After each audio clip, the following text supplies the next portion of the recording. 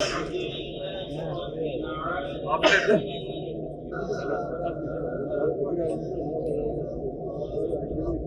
doğru. Şu tarafa arkaya doğru. Rica etsem. Şu tarafa arkaya doğru. Rica etsem. Şu tarafa. Gelin cemaat. Cemaat.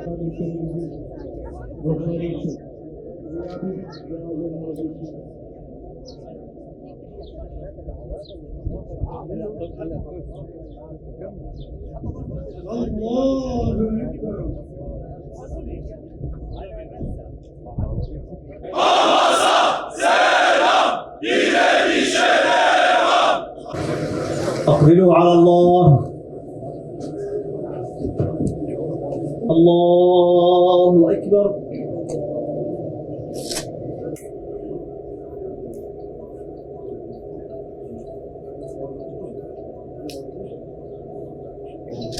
الله أكبر.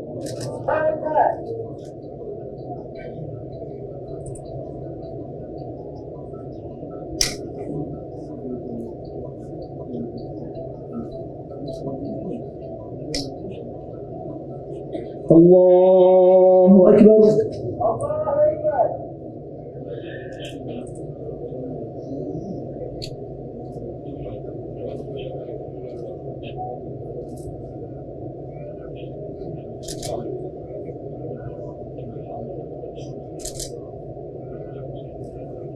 الله أكبر.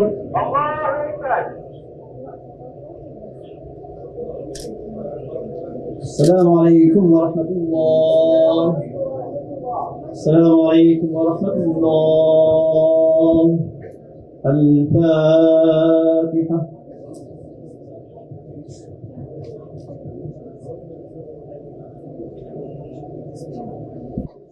Kardeşler, 7. ayına giriyoruz. 6 aydır Gazze bize şimdiye kadar okuduğumuz, öğrendiğimiz her şeyin nasıl olması gerektiğini öğretti. Bütün bunları yapmak için alim olmanın gerekmediğini de öğretti. Gazze bize İzzetin ne olduğunu öğretti. Gazze bize direnişin ne olduğunu öğretti. Gazze bize sabrın ne olduğunu öğretti. Gazze bize tevekkülü öğretti. Gazze bize teslimiyeti öğretti. Kardeşler, Gazze bize bir şeyi daha öğretti. O da şehadetin ne olduğu. Bize öğretti ki şehadet bayramdır, bayramda şehadettir. Allah Teala bizim içimizden şehitler almak istediğini murad ediyor. وَيَتَّخِذَ مِنْكُمْ شُهَدَاءَ. Allah sizden şehitler almak istiyor. Çünkü biz biliyoruz ki bu dava ancak ve ancak şehadet davasıdır. Biz biliyoruz ki bizim esas bayramımız Rabbimizin huzuruna şehadetle vardığımız andır. Biz biliyoruz ki Allah Teala içimizden şehitler aldığı müddetçe biz Rabbimizin bize muradına uygun bir yolda yürümekteyiz. Cenab-ı Allah gerçek bayramları en kısa zamanda kavuştursun. Özgür Mescid-i Aksa'da hep beraber fetih namazı kılmayı bizlere nasip eylesin. Amin. Değerli kardeşlerim, başımıza gelenlerden ders almak lazım. Niye bunlar başımıza geliyor diye eğer ders çıkarmazsak bu başımıza gelenler tekrar başımıza gelecek demektir. Cenab-ı Allah Tevbe suresinde buyuruyor ki eğer sizin babalarınız, oğullarınız, kardeşleriniz, akrabalarınız, durgunluğa uğramasından korktuğunuz ticaretiniz ve razı olduğunuz evleriniz Allah'tan, Resulünden ve Allah yolunda cihad etmekte hatta sevimli olursa Allah'ın başınıza getireceği azabı, belayı bekleyin buyuruyor. Dolayısıyla yanlış bir tercih bize bu zulmü, bu yanlışlığı reva gördü. O zaman yapmamız gereken belli. Ayet-i kerime hem sebebi hem de çareyi bize açıkça belirtiyor. Dolayısıyla şimdi tercihlerimizi inşallah bu vesileyle Gazze'li kardeşlerimizin bize yeniden tefsir ettiği Müslümanlık anlayışıyla, cihat anlayışıyla yeniden yenileneceğiz. Yeniden tercihlerimizi değiştireceğiz ve yeniden ümmet olacağız. Yeniden Cenab-ı Allah bundan 100 yıl önce 3 Mart 1924'te elimizden alınan kaybettiğimiz hilafetimizi, Dünya İslam Birliği'ni, ümmet olmayı yeniden inşallah bizlere lütfedecek.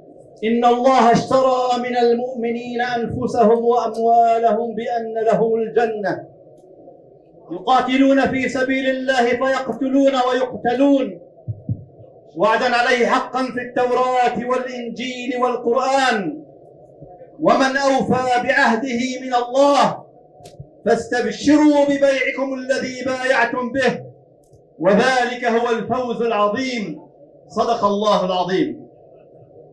Bismillahirrahmanirrahim. Muhakkak ki Allah müminlerden mallarını ve canlarını kendilerine cennet verilmek üzere satın almıştır. Allah'tan daha başka kim sözünü yerine getirebilir?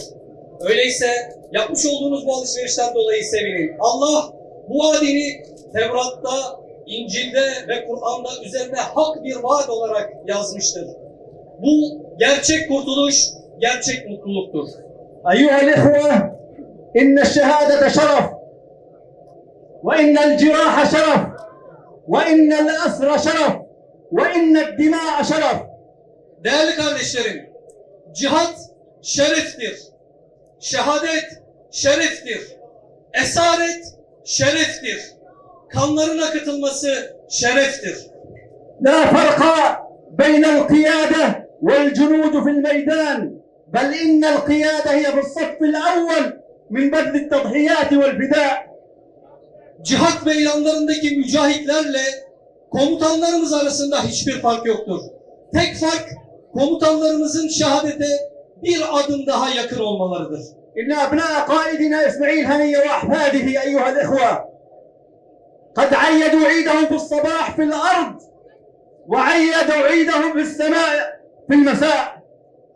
Komutanımız İsmail Heniye'nin evlatları ve torunları bayramın birinci gününü yeryüzünde kutladılar. Ama akşamında cennette bayramlaştılar. وقد نالوا مرادهم أيها الإخوة لقد نالوا مرادهم أيها الإخوة. Değerli kardeşlerim, onlar hedeflerine, en büyük emellerine ulaştılar.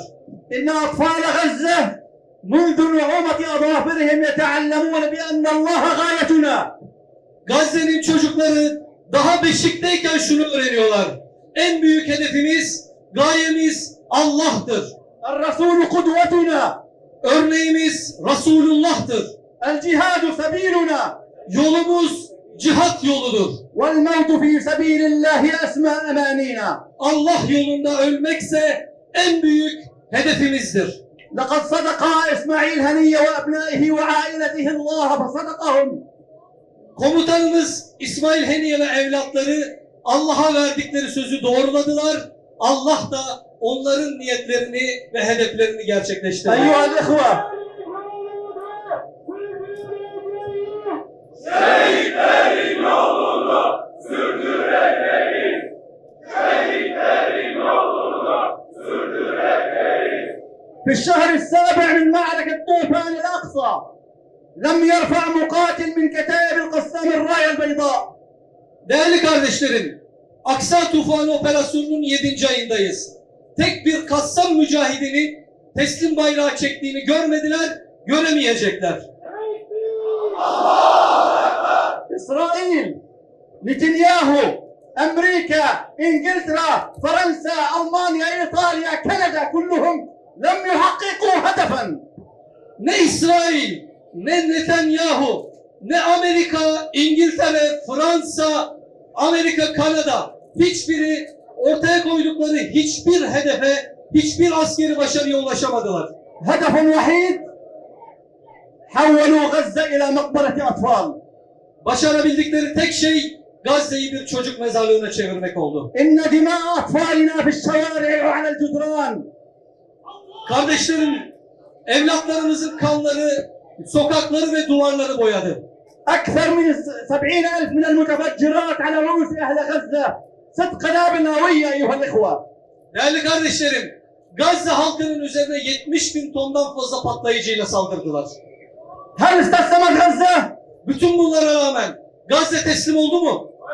لن تستسلم غزة. Gazze asla teslim olmayacak. Müminlerden öyle eroğlu erler, öyle yiğitler, öyle bahadırlar vardır ki onlar Allah'a vermiş oldukları sözün arkasında durur, canlarını Allah yolunda kurban ederler. Ve yine o yiğitlerden bazıları da sıralarını beklerler. Onlar hiçbir şekilde o sözlerini değiştirmezler. Benim güzel kardeşlerim, ayetlerin vücuda geldiği, ayetlerin hayat bulduğu Gazze'deki bütün mücahit kardeşlerimize selam olsun. Allah onlardan binlerce kez razı olsun ki 7 aydır bizi mahcup etmediler. Perdeleri sıyırdılar. Kim mümin, kim münafık bunu ortaya koydular.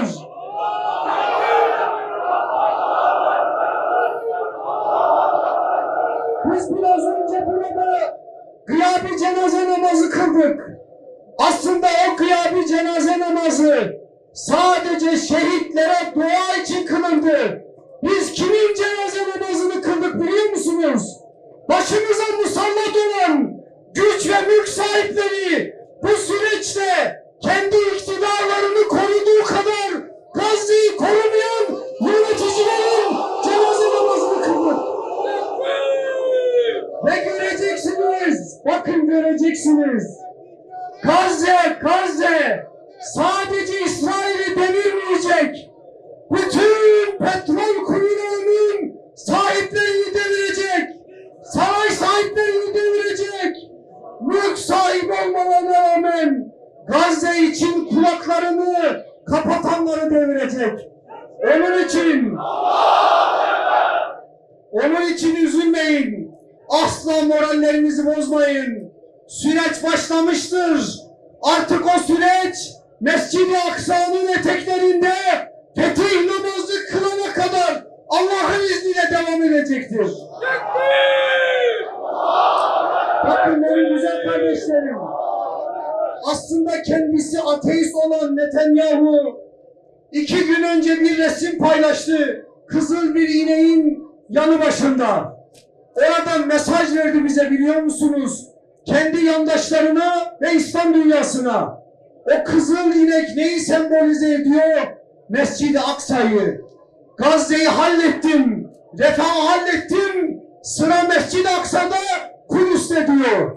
Ama onun unuttuğu bir şey var.